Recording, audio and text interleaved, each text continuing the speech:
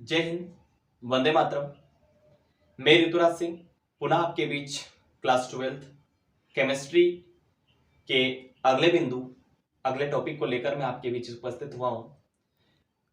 हमने पिछले लेक्चर में नॉर्मलता की डेफिनेशन और उसके फार्मूले को देखा था।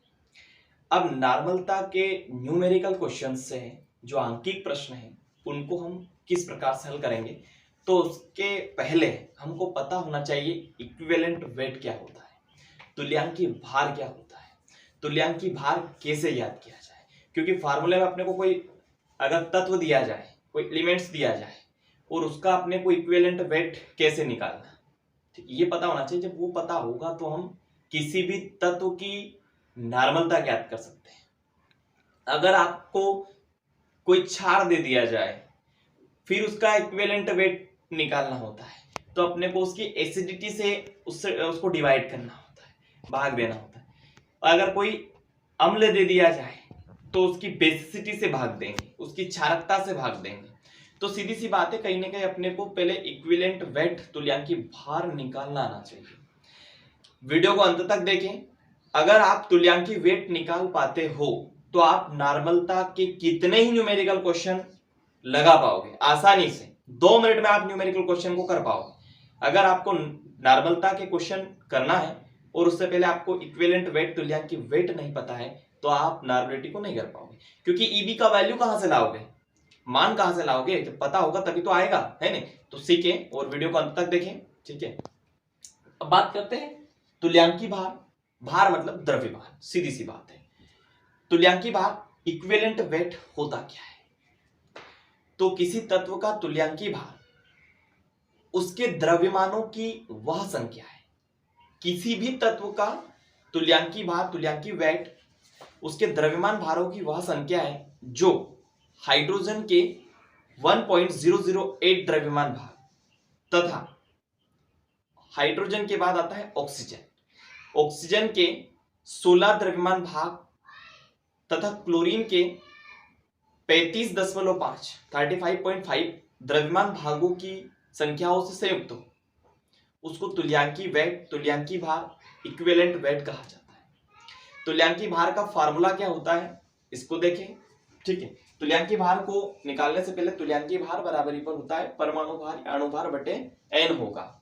अब ये n मतलब क्या होगा, n बताएगा अपने को कि ये क्या है। अगर तत्व दिया जाएगा तो उसको वैलेंसी से भाग देना होगा, अगर क्षार दिया जाएगा तो उसकी अम्लता से एसिडिटी से भाग देना होगा, अगर कोई अम्ल दे दिया जाए तो उसकी बेसिसिटी क्षारकता से भाग देंगे, और अगर कोई लवण दे दिया जाए तो उसके आवेश से भाग देंगे और आसानी से आप तुल्यांकी वेट को निकाल पाओगे, ठीक है। देखिए ये डेफिनेशन है। तुल्यांकी वेट, इक्विवेलेंट वेट क्या होता है? तो किसी तत्व का तुल्यांकी भार उसके द्रव्यमानों की वह संख्या है जो हाइड्रोजन के 1.008 मतलब 1.008 द्रव्यमान भाग तथा O मतलब ऑक्सीजन के 16 द्रव्यमान भाग, क्लोरीन के 35.5 द्रव्यमान भाग से संयुक्त होता है, उसको तुल्यांकी वेट, तुल्यांकी भार कहा जाता है। मतलब यहाँ पर जो एटॉमिक नंबर है और एटॉमिक मास है, ये दो चीज आपको पता होना चाहिए। क्योंकि यहाँ पर हम देखें हाइड्रोजन का 1 ही होता है, भार और द्रव्यमान दोनों एक ही होता है, साथ में इसका परमाणु क्रमांक भी वही होता है। पर देखो ऑक्सीजन का कितना होता है, 8 होता है, 16 डबल हो रहा है इसका भी, ठीक है। इस प्रकार से आपको ध्यान रखना है। यहाँ पर हाइड्रोजन का है 1, तो मतलब इसका परमाणु भार हो रहा है ना, डबल कर रहा है, ऑक्सीजन का 16 हो रहा है, मतलब 8 दूनी 16 हो रहा है, ठीक है। तो अपने को कंडीशन इक्विवेलेंट वेट की अगर मैं बात करूं तो दो चीजें अपने को पता होना चाहिए। पहली कंडीशन है आपको एटॉमिक नंबर पता होना चाहिए, मतलब परमाणु क्रमांक, परमाणु क्रमांक आपको पता होना चाहिए। सेकंड आपको पता होना चाहिए आपको एटॉमिक मास, एटॉमिक मास मतलब परमाणु द्रव्यमान। ये दो चीज आपको पता है तो आप आसानी से तुल्यांकी वेट को निकाल पाओगे। अब इसके फार्मूले की बात करें तो तुल्यांकी भार, तुल्यांकी भार मतलब क्या, E। तुल्यांकी भार बराबर होगा परमाणु भार, परमाणु भार या होगा अणु भार बटे में होगा स्मॉल n। अब ये एन मतलब क्या, तो देखो बेटा एन मतलब संयोजकता भी हो सकता है, क्षारकता भी हो सकता है, अम्लता भी हो सकता है और आवेश भी हो सकता है। कैसे हो सकता है जरा इसको देखें। ये एन बराबरी पर हो सकता है संयोजकता, वैलेंसी हो सकती है। इस एन बराबरी पर हो सकता है अम्लता, इस एन बराबरी पर हो सकता है क्षारकता, इस एन बराबरी पर हो सकता है आवेश। अब ये ऐसा क्यों है, मान लीजिए आपको कोई फार्मूला दे दिया जाए, आपको दे दिया गया सोडियम दे दिया गया है और ये पूछ लिया गया है सोडियम का तुल्यांकी भार कैसे निकालें, तो अपने को पता है कि एन मतलब हो गया सोडियम का संयोजकता, वैलेंसी पता होना चाहिए।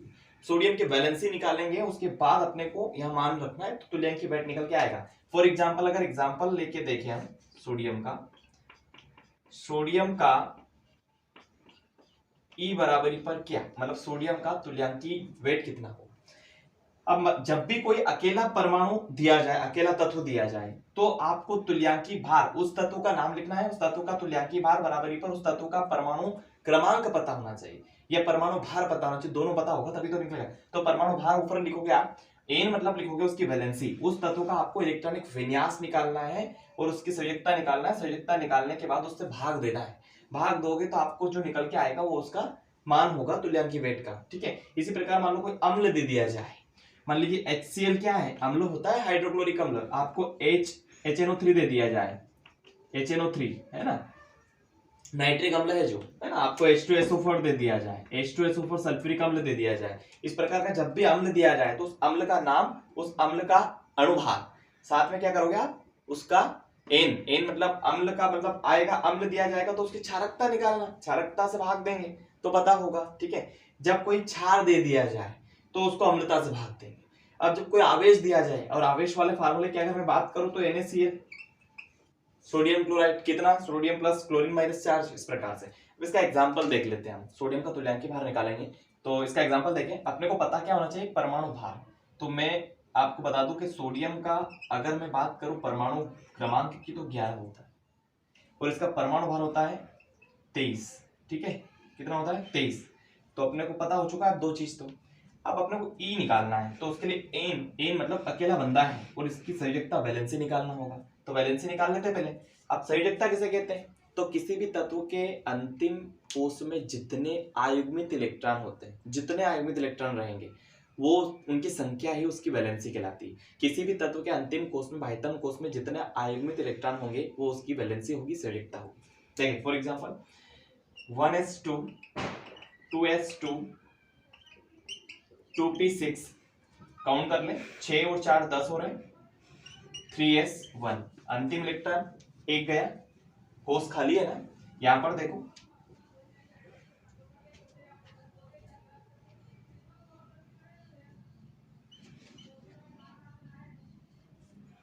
इसमें कितने इलेक्ट्रॉन है, 2, इसमें भी 2, इसमें 1 1 1 और कितने 6 हैं, 3 हो गए, 1 1 1 2 2 2, कितने हो गए 6, है ना।